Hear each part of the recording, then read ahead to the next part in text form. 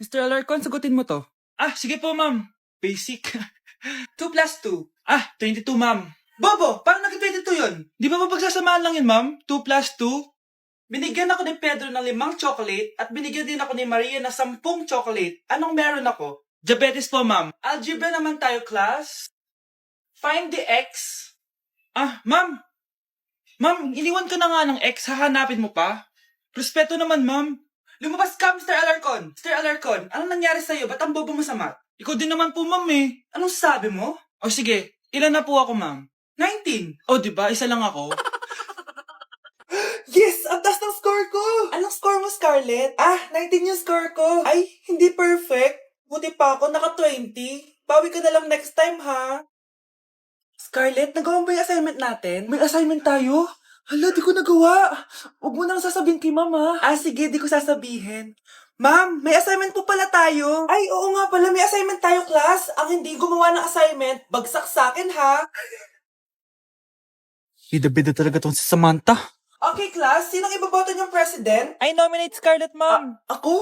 Di ako papayag. Dapat ako yung maging president. Go, Scarlett! Kaya mo yan! I nominate myself because I believe na mas responsible ako. I believe na hindi ako nangungupit ng class funds. Iboto niyo ako dahil matataas ang mga scores ko. Iboto niyo ako dahil hindi ako nangungopya para lang tumaas ang score. Ako ba pinaparinggan mo? Mukhang may natamaan ata. Congrats, Scarlett! Deserve mo maging president. Gagawin ko yung best ko. Good morning, class. Hindi napapasok si Samantha. Ha? Ano nangyari? Ang balita ko, nag-drop na siya dahil sa sobrang pressure sa nanay niya. Palagi siya pinapagalitan kapag hindi perfect yung score niya. Nagalit din yung nanay niya nung hindi siya nanalo ng president. Kaya, na-depress talaga siya. Kawawa naman pala siya. Good morning, ma'am! Ang laki ng tiyan mo, Samantha! Ah, buntis mo ako, ma'am! Hello, ma'am! Sko, ano nangyari sa mga estudyante ko? Lo, blessing kaya to, ma'am. Blessing? Nauna pa kayo sa akin, ha? Okay, nagets niyo ba? Ano yung maingay na yon? Ma'am, sorry po. Lumabas na kasi yung anak ko, eh. Tama na, baby. Ma'am, nawawala yung anak ko! Iniwan ko lang kanina dito, eh. Ilabas niyo na! Kit-kit mo? Hoy! Balik mo sa akin, anak ko! Anak mo pala to? O, salo? Yung bata! Be, may gatas ka pa dyan? Naubusan na ako, eh. Ay, be, bumili ka! Ano, pati gatas ng anak ko, ubusin mo din? Gamot mo naman? Ang pangit naman ng anak mo. Aba, ano sabi mo? Che, TikTok muna ako. Uy, be, puro ka TikTok dyan. Yung anak mo, lumabas na ng room. Baka malaglag yung sagdan. Halaan mo, para matuto siya. Hala, walang kwentang nanay to. Nay, papakilala ko sa'yo yung bago kong girlfriend. Ha? May bago ka na naman?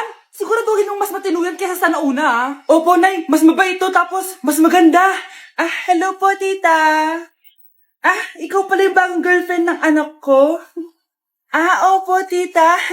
Malaki ba bahay nyo? Nay, ano ba yan? Ah, sakto lang po, tita. May kotse ba kayo? Kotse? Wala po, tita eh. Mayaman ba kayo? Simpleng tao lang po ako, pero mahal ko po yung anak nyo. Nay, tama na nga yan. Ang importante, mahal namin yung isa't isa. Wait, last na tanong na. Sinong susuportahan mo sa MLBB Southeast Asia Cup 2022? Siyempre, Omega Esports po, tita. Ha? Bakit yan? Dapat RSGPH. Hay naku, wag na kayo mag-away. Parehas naman Philippine team yan. Kaya supportahan natin sila from June 11 to 19. Go RSGPH! Go Omega! Yan, tama yan. Let's go Philippine team! Click the button or search for hashtag MSC 2022. Watch the MSC game on the page and participate on activities predicting who will win the game and earn points that you can exchange for game rewards. Anak, kailan mo ako papakilala sa girlfriend mo? Nay, wag po kayo magagalit. Girlfriend ko po kasi yung anak ng kapitbahay natin. Yung mayaman na kapitbahay natin. Opo, Nay. I like your taste, ha? Nasaan na siya? Ah, nandito po siya, Nay. Papakilala na kita. Babe, halika. Hello. Ah, ikaw pala yung girlfriend ng anak ko. Anong pangalan mo? Ako si Kendall, ang pinakamayaman at pinakamaganda dito sa barangay nyo. I like your confidence. By the way, kumain ka na ba, Iha? Hindi pa. May masarap ba kayong pagkain dito? Oo naman, masarap ako magluto. Oh, tara, kain na tayo. Oh, ito, kain na tayo. Sarap. Yuck! Disgusting! Ang pangit na lasa! Lasang... Grabe ka naman! Nagsisisi akong pumunta pa ako dito! Babe, magpapaliwanag ako please! Ang papangit nyo! Tita, Bastos ka, ha? Ikaw na nga binibigyan ng pagkain. Nag-iinarte ka pa! Tita po. Sorry na po, tita. Nay! Lumayas ka dito! Nay, na...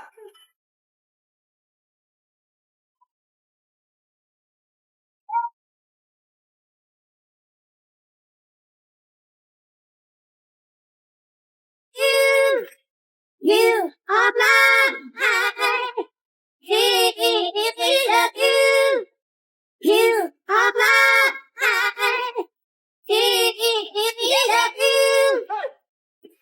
Ang galing ko talaga sumayaw.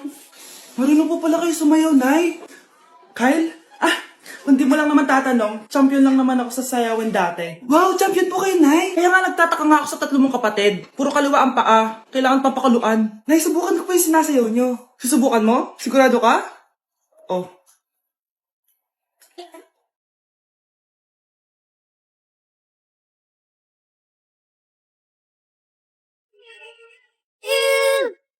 You are mine. You are mine.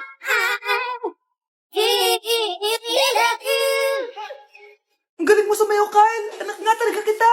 Ang galing-galing mo. Anak, bilan mo ako ng tubig na sa 7-Eleven. Bilis na. 7-Eleven? Sige, Nay. Nay, alis na ako, Pag may dalang maleta yun. Ano naman trip ng babaeng to? Manonood na nga lang ako. Wow, ganito pala itsura ng airport. Ang ganda. Ganito pala feeling sumakay ng airplane. Eto ba yun, yung 7-Eleven? Teka, anong oras na? Bakit di pa umuwi yung babaeng yun? Ayan, ito yung pinapabili ni nanay. Tawagan ko na nga. Ay, hello, Nay. Eto na, nabili ko na yung pinapabili mo. Nasa ka na, ha? 7-Eleven, di ba, Nay? Oo, 7-Eleven. Diyan lang sa may kanto. Ay, akala ko kahit sa 7-Eleven. Ha? Nasa ka ba? Sa Japan. Ha? Japan? Nakikiramay po ako sa pagkawala ng asawa niyo. Masakit para sa amin ang pagkawala niya. Kailan pala namin makukuha yung mga ipapamana niya sa amin? Ipaprocess pa po namin yun, ma'am. I-update na lang po namin kayo. Sige po, attorney. Sakit ng pagkawala niya. Nay, tignan mo, may medal ako. Oh, ano namang paki ko dyan? Di ka ba proud sa akin? Hindi. At wala akong paki sa'yo. Iniwan ka na ng tatay mo, di ba? Kaya pwede ka na umalis dito. Bakit ka ba ganyan sa akin, Nay? Huwag mo nga akong matawag-tawag na nanay dyan. Kadiri. Hindi kita anak. Ang nanay mo, wala na. Malandi kasi. Nay, gutom na ako. Ay, gutom na baby ko. Wait lang, mag-order ako ng steak for you, ha? Yay! Steak, my favorite! Ampun lang pala ako. Nasaan na yung totoo ko, nanay?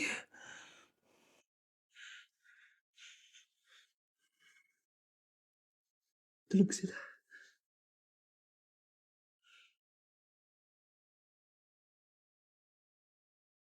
Nasaan na yun? Ito ba si nanay? Ay, sino ba ito tumatawag na to? Muntik na yun. Attorney? Hello, ma'am. May update na po sa ipapamana ng namatay niyo pong asawa. Sige. Punta ka dito sa bahay. Sa wakas, ito na yung araw na pinakahihintay ko. Hoy, ikaw! Pag dumating dito si attorney, magtago ka. Hindi niya pwede malaman na may isa pang anak ang asawa ko. Sige po. Ma'am, nakuha na po namin yung last will and testament ng asawa niyo. Ang nakasulat po dito ay, ang 50% ng kayamanan niya ay mapupunta po sa inyo. Ha? Mali ata yan, attorney. Dapat 100% ang mapupuntang kayamanan niya sa amin. Kami lang ang pamilya niya eh. Bali ma'am, ang nakasulat po kasi dito ay ang isang 50% po ay mapupunta sa isa niyang anak. Ano? Baka yan yung isa naming anak na nawala? Oo, sa amin na lang yan. Ako! Ako ang isa pang anak ni Ramon. Yun ba yung jowa mo? Opo, Nay. Buntis ba yun? Lo, hindi po, Nay. Taba lang yun. Ayoko pang magkakapo na tayo! Hi, mahal. Hi, anak. Papa! Anak, akyat ka muna. May pag-uusapan lang kami ng tatay mo. Sige po, Nay. Mahal, akala ko bang ampun lang siya? Oo, ampun lang siya. Eh bakit siya nangisay? Di ba sa lahi lang namin yon? Paano ba to? Mahal, may kailangan kang malaman. Mahal? Kalahi mo talaga siya. Ha? Paano? Ano? Ba't di ka makasagot? Anak naman siya ng kapatid mo.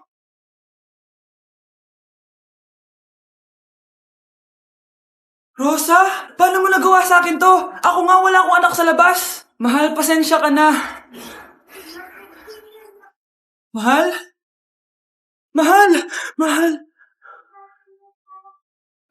Anak, umaga na oh. Gising ka pa din? Oo, Nay. Bukas na kasi yung thesis defense namin. Kailangan ko reviewin yung mga papel namin eh. Hay naku, baka magkasakit ka na niyan ah. Bahala na, Nay. Last naman na to. Sana makapasa na kami. Good luck, anak ha. Galingan nyo. Nay, na-defend namin ang thesis namin! Wow, congrats anak! Ibig sabihin... Oo, Nay! Gagraduate na ako! Salamat naman at makakapagtapos ka na, anak! Oo nga, Nay eh. Worth it lahat ng stress at puyat. Kita ko nga sa mukha mo, anak ko. Sobrang dry, sobrang dull. Tapos parang na-sunburn din, no? Nay, ayoko naman magmukhang zombie sa graduation namin. I got you, anak. O eto, gamitin mo tong Glad to Glow Brightening Moisturizer. Ginagamit ko to araw-araw, anak. Moisturizing talaga at madali ma-absorb ng skin. Take note, suitable to for all skin types. Grabe na yun, nag-brighten talaga yung skin ko. Ready na ako sa graduation namin. O, diba? Sabi ko naman sa'yo I got you. Anak, malapit na umuwi yung tatay mo. Talaga, Nay? Nakaka-excite naman. Tsaka pala, anak, mag-face-to-face class na kayo bukas. Maganda ka na, ha? Face-to-face? Paano ko sasabihin kay nanay na buntis ako? A few moments later. Kain ka lang, anak, ha? Ah, sige po, Nay.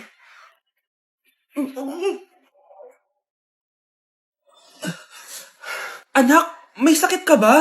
Wala po, Nay. Buntis ka? Opo, Nay. Kaya di po ako pwede mag-face-to-face. Paano ka mabubuntis? Wala ka naman jowa. Meron po akong jowa, Nay. Tinago ko po sa inyo. Okay lang yan, anak. Tanggap pa rin kita. Darling, andito na ako. Andito na pala tatay mo. Darling, eto na pala yung anak natin. Hi, Tay.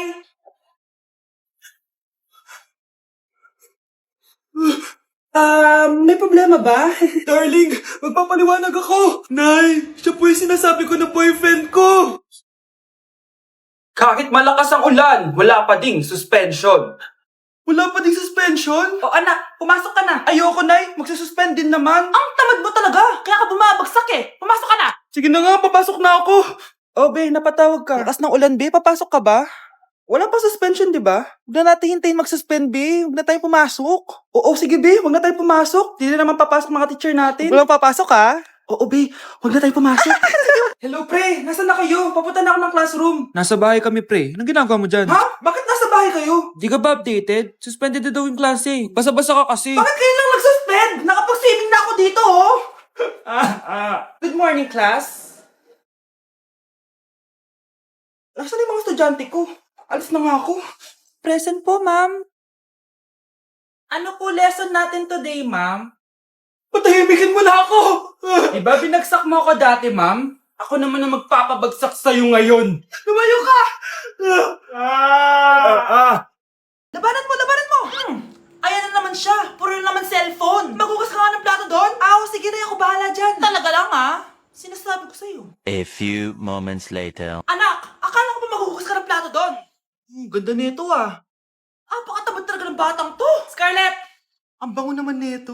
Ikaw na magugas ng mga plato doon. Mamaya na yun, Nay. Aba, hindi na kayo nakikinig sa akin, Lagot kayo sa tatay nyo. Mahal, pagsabihan mo nga yung mga anak mo, ang tatamad, mana sa'yo. Ayan, nalagyan ko na lahat. Ano ba kasi nilalagay nyo sa mukha nyo? Kayo ba si Shrek? Lu, anong Shrek? Try mo kasi mahal. Ito yung uso ngayon na mugwort clay stick from Skintific. Meron kasi tong niacinamide, salicylic acid at centella para mawala ang oiliness at redness ng face ko. Kaya magiging fresh ka talaga dyan, mahal. Ang dali lang pala nito ilagay tapos ang sarap niya pa sa mukha.